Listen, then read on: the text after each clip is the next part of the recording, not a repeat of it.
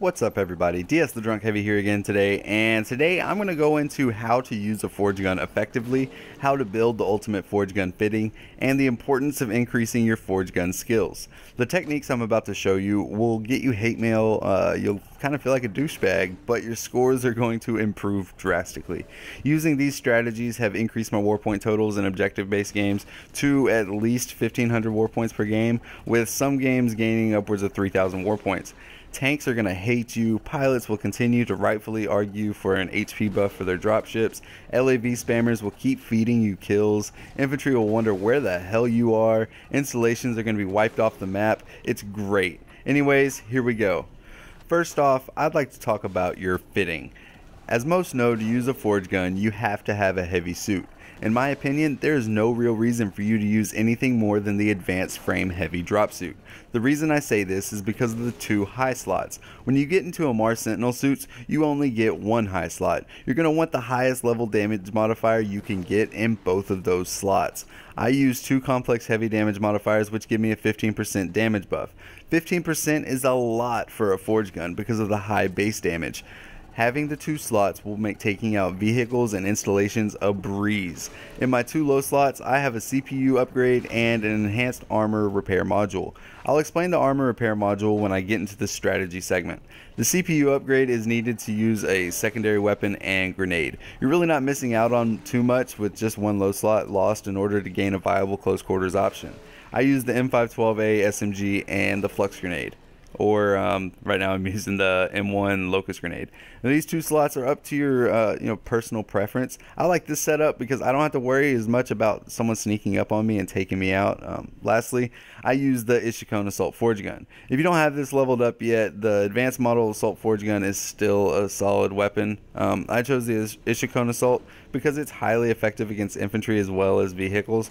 You can also use a Breach Forge Gun to get more damage output with a charge time penalty. Now this is a choice for you to make based on your preferences. I know in my new player's guide videos I preach survivability over damage output, but for this fittings case, having more HP doesn't help you near as much as being able to destroy anything that comes into your line of sight with very few 1v1 situations.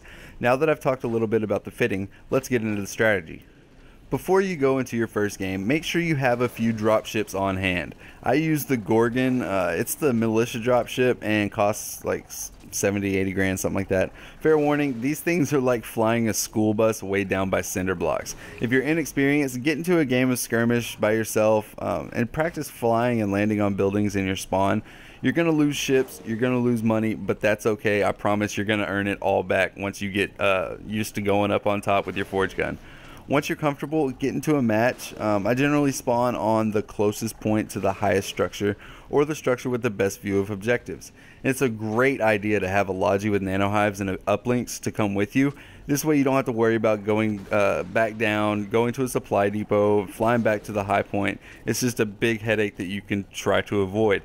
In this game, I didn't have very much Logi support, so once I ran the nanohive dry, there wasn't anything left. It's not really that big of a deal though. Now I'll explain why you use the armor repair module. When you're up top, you're a prime target for snipers. They see you demolishing their team and they want to put an end to it. They're your main weakness. Having the armor repair module as opposed to armor plates or other low slot modules allows you the ability to get back to full health once you get into cover. Not having the repair module would force you to either stay away from the side of the structure they're aiming towards or drop from your position and make a playstyle change. Now when you're up top, you're the eyes in the sky. Make callouts for your squad, watch the objectives. Now there are several points on certain structures that allow you to fire your forge gun directly into the objective, not allowing the enemy the chance to get the hack. You're basically like a remote explosive. Now if you like free war points, take out as many installations as possible. They're 100 war points each, 120 if you have the defend order on you, which is something else I highly suggest everybody does, is put the defend order on the forge gunner that's up top. Generally there's 3 or 4 installations around where you're set up, so that's, if you do 4 of them, that's another 80 points that you're getting just because of the defend order. Another way to help your team is by spotting enemies. When you're making callouts, raining fire on the enemies, and blowing up vehicles and installations, you got to keep an ear out for enemy vehicles being called in. And when you hear the RDV, check out where it's coming in from and what the vehicle is. If it's close, you can normally blow up the vehicle before it even touches the ground. If it's not close, make the call out for your teammates, even if they're just LAVs. Knowing LAVs are on the battlefield will add some awareness to your squad mates on the ground and keep them from getting smashed. Another sound you need to learn is the dropship sound.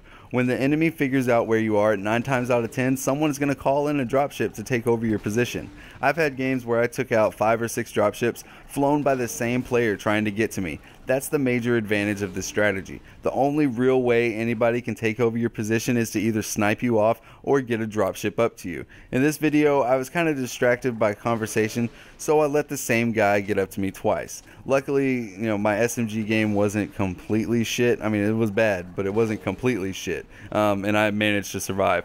Now, these situations are why having a grenade SMG combo is so important. Going toe-to-toe with just your forge gun generally doesn't end well for you. Another thing is to make sure your teammates are making callouts for you as well. When you're up top firing at an objective overrun by enemies, you're not going to hear RDVs. If your teammates make the call out, you can adjust your position and take out the vehicles that were called in.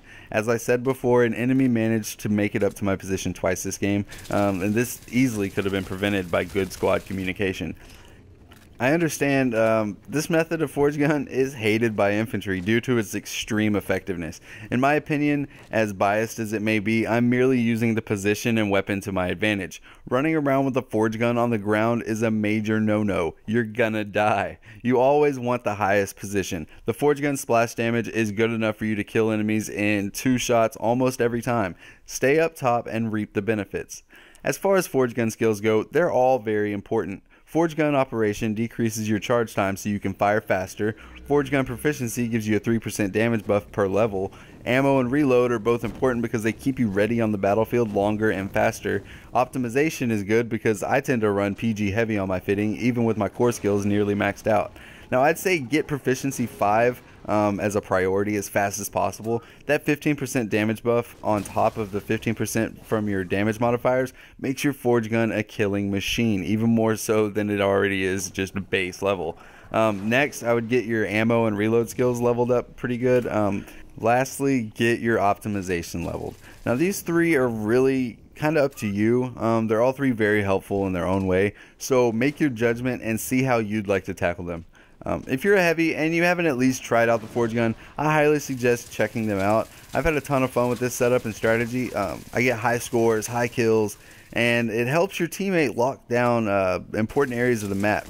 That's just about all I have. If you have any questions, comments, or just want to say I'm a rooftop camping asshole, leave a comment below. Feel free to like, share, subscribe, and all, follow on Twitter or whatever else, and I'll see y'all around.